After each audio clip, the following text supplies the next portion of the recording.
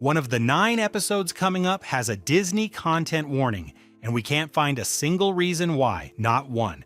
We're finishing what we started, 9 more of the 18 Muppet Show episodes Disney quietly flagged in 2021, all carrying the exact same warning word for word. 6 of the first 9 were easy calls, 3 weren't. This time, most of it's clear cut. One of these 9 breaks the pattern completely. 9 folders, 1 warning, 1 question. What is Disney actually trying not to say? Kenny Rogers. Sometimes the joke doesn't even wait for you to sit down. Kenny Rogers' episode opens with a subplot that's less a slow burn and more a lit fuse. Scooter's uncle has sold the drilling rights to Rogers' own dressing room to a trio of Muppets in exaggerated Bedouin dress who show up mid-preparation to start prospecting for oil. Their opening line delivered completely straight. "Before we start drilling, where should we park the camels?" Arab stereotypes, oil wealth, camels, all 3 cliches stacked into a single joke before the actual show has even started. There's no ambiguity here, no competing theory. This is the most straightforward case on the list. Wally Boag. Some of these jokes are visual. This one's a single word sung out loud. Wally Boag, Disney legend, originator of the Golden Horseshoe Revue at Disneyland, closes his episode with a vaudeville number called Pecos Bill. Somewhere in the lyrics, he gave those Redskins such a shakeup that they jumped out of their makeup. That's how the Painted Desert got its name. A slur used as a punchline, delivered by a man who spent his entire career as one of Disney's own in-house performers. No debate needed. The word does the work by itself. Joan Baez. Here's a genuinely strange one. One of the most sincere civil rights voices in American music, caught doing the exact kind of joke her own reputation should have made unthinkable.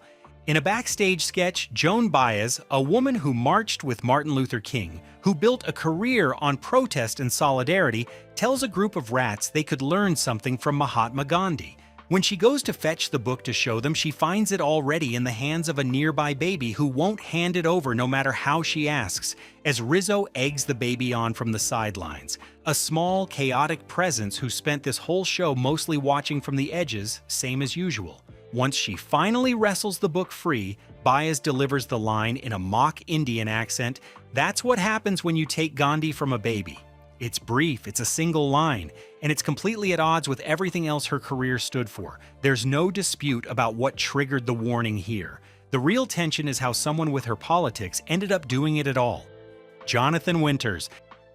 And now for something that actually needs correcting before we go further, because one widely repeated claim about this one isn't accurate. Winter's episode centers on a backstage curse. An old gypsy Muppet has placed a hex on the entire show, and everything starts going wrong. Meteors falling, the cast randomly breaking into mock Swedish. It's later revealed that Statler and Waldorf paid her to do it, not realizing it would hit them too. That's the entire trigger, full stop. No second sketch, no costume change, no caricature performed by Winters himself, and contrary to a claim that circulates without a source, Winters barely leaves his dressing room all episode.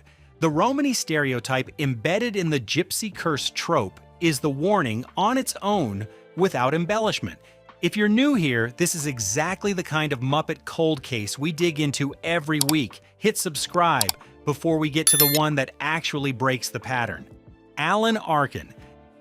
This one's got a strange piece of Disney history baked directly into it. A group of Forest Muppets sing Zippity-Doo-Dah, a song lifted straight from Song of the South, the 1946 Disney film so steeped in plantation-era racial romanticism that Disney doesn't put it on Disney Plus at all, warning label or no warning label. The song arrives here without its original context, but the association follows it anyway. Buried in the same number is a genuinely great piece of physical comedy. Arkin doing a rabbit attack Jekyll and Hyde bit that has nothing to do with any of this. 2 very different things. One sketch, one disclaimer covering only the first. James Coburn. By the finale number, the show's stacked 2 stereotypes into one bow. Coburn's closing sketch pairs geisha Muppets speaking in exaggerated mock Japanese accents with hillbilly Muppets missing most of their teeth, two entirely separate caricatures sharing the same 3 minutes of stage time, as if the writer's room simply reached for whichever punchline was closest. Muppet Wiki also confirms this same episode was separately flagged for tobacco content. Coburn appears with a cigar during the closing farewell, and one Whatnot in Gonzo's nightclub sketch keeps a cigar fixed at the corner of its mouth throughout. That's a real documented reason for a warning too, just a different one from the one we're tracking today. Marty Feldman. And here's where we land on the one that carries more weight than any other episode on this list, not because the content is worse, but because of when it aired. Marty Feldman's episode is a full half-hour built around 1001 Arabian Nights, Desert Kingdom stereotypes, an evil caliph played by the Swedish chef, and Feldman himself spending the entire episode in drag as Scheherazade, a cigarette in hand. It's one of the most concentrated cases on either list, 18 for 18. This one goes hard. But here's the part that actually matters. This was the last episode of The Muppet Show ever broadcast in the United States, May 23rd, 1981. Whatever else you think about the content, that's the episode American audiences watched to say goodbye to the show. Disney's 12-second warning sits on top of that goodbye now permanently. Johnny Cash.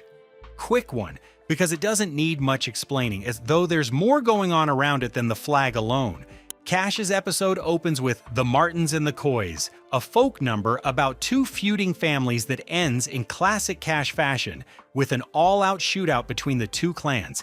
It's staged for laughs, not menace, but it sets a tone of Americana leaning hard into its rougher edges before Cash even performs a note of his own material. Then through numbers like Dirty Old Egg-Sucking Dog and Riders in the Sky, the Confederate battle flag sits mounted directly behind him, next to the Stars and Stripes, treated as ordinary set dressing rather than anything worth a second look. No character references it, no joke is built around it. It's simply there for most of the episode the way a piece of furniture is there. That's arguably what makes this one land harder than some of the louder cases on this list. Nobody had to write a punchline.